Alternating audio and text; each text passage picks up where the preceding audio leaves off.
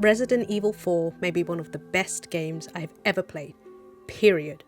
It is often held as the king of not only the series, but the horror genre itself, and I finally understand why.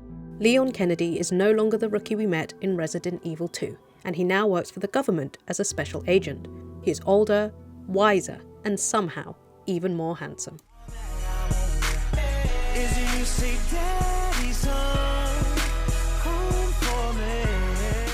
His mission is simple: rescue the president's daughter, Ashley. Standing in his way are the most fearsome of foes, European farmers. Oh, and actual parasite monsters, but who cares about them, right? It's just a normal Tuesday for our man Leon. However, it isn't the enemies who make the game as scary as what it is. That honour goes to the vibes. Throughout the entire game, especially the first third in the village, I felt physically tense. I was scared to go around every corner and would gingerly nudge forward on the controller in fear of being surprise attacked. There's just something about that washed out brown colour and the sound of footsteps on the differing terrains that makes it so creepy. The music also perfectly adds to the atmosphere. It crescendos in just the right places, whilst maintaining a steady aura of tension throughout. It works both as a storytelling tool and as a way to signal combat encounters. Combat is pretty standard, at least in theory. There's a series of different weapons to use in order to defeat the enemies, but it's recommended to have at least one long-range and one short-range gun in order to accommodate your melee knife. The hardest thing about fighting, though, definitely boils down to the controls. The PC port is basically the GameCube version with a few added features. That means that the controls are a sort of tank modern hybrid. It takes a lot of getting used to, as you need to forget your assumptions of a third-person action shooter adjacent. You can't move and aim at the same time. Instead, you must stand still, making positioning a key part of the gameplay. The camera is also incredibly springy, and I found myself relying more on the aim feature in order to look around rather than the camera itself.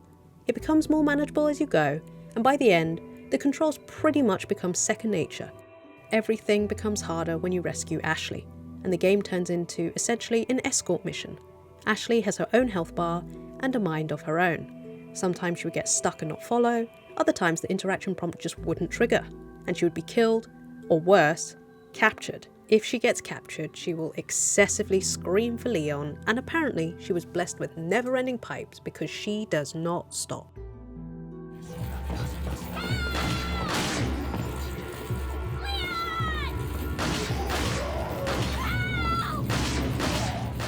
In order to save her, you attack the enemy that is carrying her off into the big red door of nothing.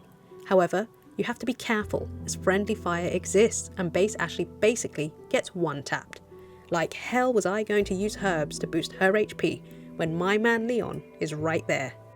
Another one. Another one. Another one. Another one. Another one. And another one. The escort parts are tedious, but it becomes less so when you reach the castle and subsequent locations. Ashley also keeps getting separated, which helps with the enjoyment, as the game is certainly at its best when you are just playing as Leon. Unfortunately, the new locations post-village come with the biggest problem I have with this game: the puzzles. This is probably the weakest aspect of the game and could have been completely left out without taking anything away from the overall experience. Truthfully, I ended up just looking up the solutions online rather than trying to figure them out on my own. It just feels unnecessary. If only they could have been auto-solved with the adaptive difficulty if you were stuck on a puzzle. Adaptive difficulty is a really appreciated addition and makes the game accessible to everyone.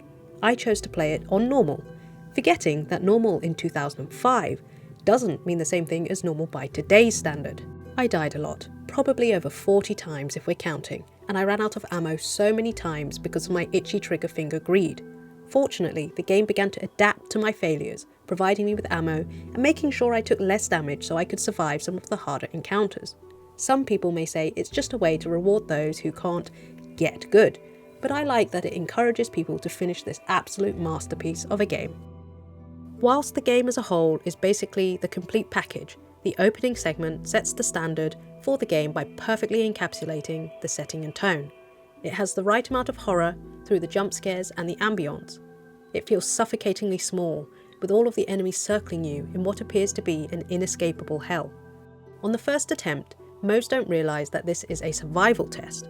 It teaches you basic combat etiquette, from reserved ammo consumption, something I did not take with me on my journey, to placement, to the usefulness of the knife, but the most important thing is that it teaches you that you don't have to fight everyone and that running away is a viable option.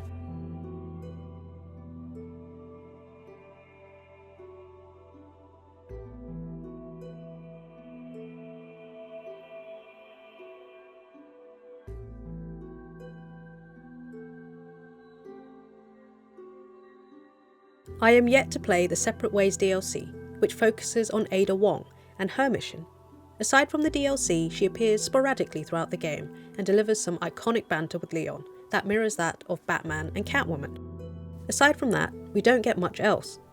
As excited as I am to delve back into this, I need to take a break, because it's becoming all-consuming. Like seriously, Herbs and Barrels will never look the same to me again.